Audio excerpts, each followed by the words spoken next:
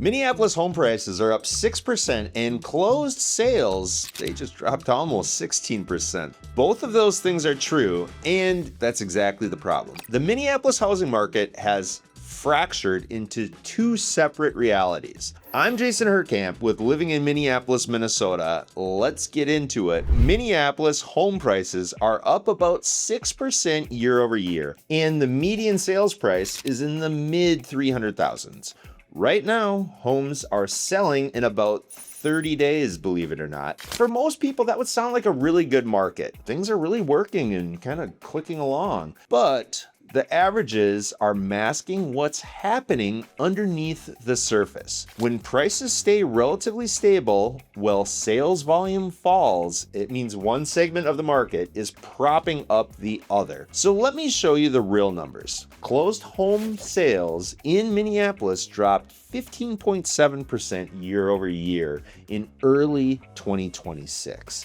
Pending sales have been falling for the last few months, with the metro median price slipping about 2% in April. Now, competitive suburban homes are holding up the average. The city core is slowing down sales, and condos are a big piece of that. So one side is still moving, but the other side is having a harder time. Once the HOA numbers enter the equation, which we'll cover later, the monthly payment can shift a lot faster, so stick around. But before we move on, if you want to understand what fits you the most, go to the forum in the description right down below, and we'll get in touch and make a plan for what works for you, whether you're buying or selling in the Twin Cities. Now, let's get back to the video. Starting with the suburbs, where the competition is still strong.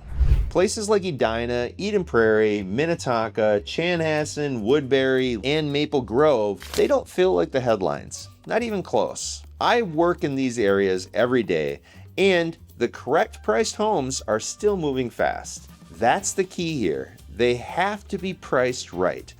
Prairie homes were getting around 6 offers, with some getting 7 or more, and they're selling in under 30 days. Chanhassen was moving even faster, with homes selling in just 17 days. Those are both strong markets.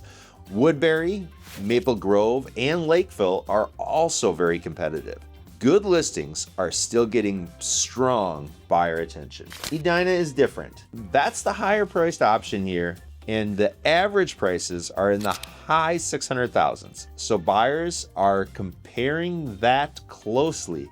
Prairie can deliver a similar lifestyle feel to Edina, but at a noticeably lower price point. For a lot of buyers, that gap ends up mattering a lot more than they actually expect. The advice for suburban buyers versus city core buyers is different in many ways that could save you some real money. So stay with me here. Now, the reason the suburbs are staying so competitive comes back to the mortgage lock-in effect.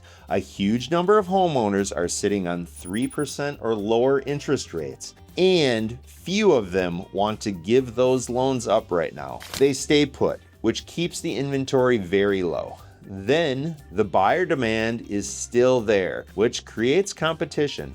Plus, remote and hybrid work changed the map, which means people don't need to go to downtown every single day. They want more space, an easier life, and a good drive when needed. That's why these suburbs keep pulling buyers into them. Now, the 2026 forecast still favors suburban sellers. For the most part, that's the story. But the city core, downtown Minneapolis, downtown St. Paul, is different. And those numbers, they might surprise you. As we get closer to downtown Minneapolis, things change fast, and some sellers are not ready for it. I'm talking about Loring Park, North Loop, Mill District, Elliott Park, Downtown West, and Mercy Homes. In early 2026, these areas were taking about 4 months on average for a seller to find a new owner for their home. And closed sales downtown, believe it or not, they fell by almost 18%. That happened in the same time frame. Central Minneapolis sellers were taking lower offers, about 5.7% below asking price on average. This has become one of the softest downtown markets that we've actually seen in years. The biggest reason, the numbers are getting difficult for buyers when it comes down to those HOA fees. That monthly cost ends up having a much bigger impact on affordability than people first expect. Speaking of downtown HOA fees, they can start under $300 a month, but some can get up to $1,000 a month. And believe it or not, I have helped people get into homes that have HOA fees or condos that have HOA fees approaching $5,000 a month. So those fees can have a lot of impact on your monthly payment. Now, given, it greatly depends on the building that you're actually in. So think about this. You're looking at a condo in the low to mid 300,000s, and then you add on the HOA fee, which could be $500 to $600 a month. And today's mortgage rates are sitting around 6.5%. Now, the payment, it starts to look very different. That condo can cost as much as the suburban home. Sometimes it can cost more per month, and that pushes buyers away from downtown. On top of that, zoning has changed the map. Minneapolis removed single-family zoning first, becoming the first major U.S. city to do it. The Minneapolis 2040 plan allows more housing types, including duplexes and triplexes. That can happen on former single-family lots, and for some buyers, that's fine, and it could also be a great opportunity.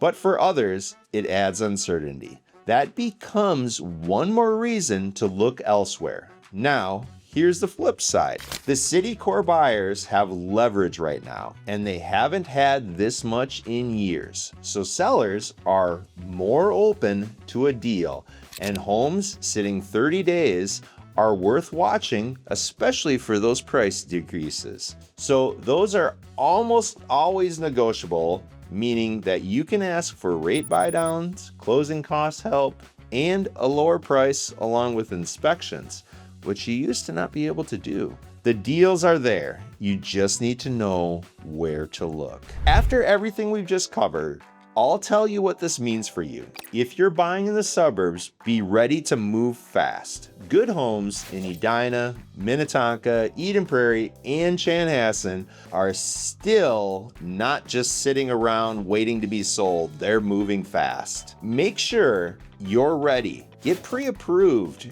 Get all your ducks in a row and know the area that you want to live in. You need to get fully underwritten with your pre-approval, not just a basic pre-qualification. Now, don't expect a big discount in any of those suburbs, not on a well-priced, well-taken care of suburban home. That leverage is not there right now. But most buyers who have flexibility between suburbs should compare them carefully, because this is where the difference starts turning into real money over time. Eden Prairie can feel similar to Edina, but the price can be much lower. On the other hand, those targeting the city core right now have real negotiating leverage for the first time in many years, and it's important to take advantage of it. You can ask for rate buydowns, closing costs, and a lower price, especially if the home is sat on the market for more than 30 days. Those listings are where the leverage is. For condo buyers, reviewing the HOA financials before writing an offer is a critical first step. That's the part that can change the long-term monthly costs of the property. Look at those reserves, since that's the money the building has saved for capital improvements. Also, look at insurance costs and past special assessments. A special assessment is an extra bill that owners pay when the building needs work. Low reserve funds combined with an older building can create a risky combination, which is often how large special assessments and unexpected costs start showing up later. Buyers who go into the city core informed and prepared can find deals right now that do not exist a few years ago. For suburban sellers, though, the strategy shifts. Pricing correctly from day one matters more than ever. The market rewards the right price fast, and it punishes overpricing fast. Super important, don't use the 2022 as your model. That market has long gone, I'm telling you. The condition is still important, even in a seller's market. Buyers still care what they're buying. Be honest, fast activity is the market telling you the pricing is working. When offers start showing up within the first couple of days, that's often a strong sign the home hit the market at the right number. Don't second guess that. Don't get greedy and take the market seriously. Now, city core sellers need to be honest about the position their property is actually in. This segment of the market is operating under a different set of conditions right now. Overpricing can cost you your best selling window. So your first 14 days matter the most. That's when serious buyers are watching your home. Once that initial window of attention passes, the selling process becomes a lot more difficult. It's not impossible, but it gets noticeably harder. Price below your competition, fix the obvious issues, and be ready to negotiate. The city core buyers are doing their homework. They know the numbers, the buildings, and when something is overpriced. So meet them at a realistic price. Show the building's financials early and make it easy for them to say yes. That can cut down on your time on market, and it can also save you from chasing the market. The Minneapolis Metro is 2 markets right now, and which side you're on changes the whole plan. In 2026, the average is hiding the real story, which is why you need to know your side. If you're trying to buy or sell right now, go into the link in the description down below and fill out the short form, and we'll reach out to you. Or you can send me an email at team@hhgus.com and I will gladly reply. If Minneapolis still feels like a safe bet, here's a video I would watch next. It shows you why the city itself is barely growing. Thanks for watching, and I'll see you in the next video and at the next house.